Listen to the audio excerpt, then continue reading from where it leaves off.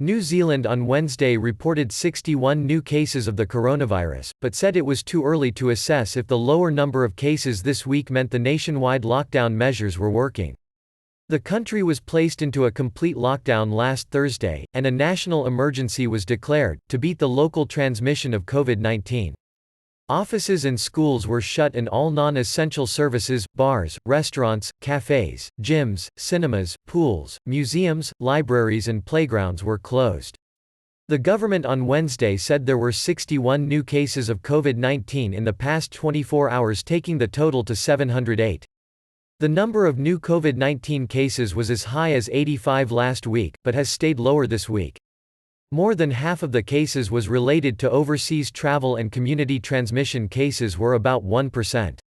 While on the face of it that might seem a heartening number relative to some of the other figures we have had now, I want to emphasize it's too early to assess if our measures are successfully slowing COVID-19, Prime Minister Jacinda Ardern said in a news conference. Among all the confirmed cases, 82 people have recovered, and so far only one death has been recorded. New Zealand, with about 5 million people, has fewer infections than many other countries, like neighbouring Australia, where the number of cases now exceeds 4,500 with 20 deaths. Ardern has said she wants to see more testing as it was needed to stamp out the virus and guard against community transmission. If virus is in the community in this way, then worst thing we can do is to relax and be complacent, and allow the silent spread, Ardern added. Finance Minister Grant Robertson told a parliamentary committee earlier in the day that he expected a quantum economic shock from COVID-19 that would be greater than the global financial crisis.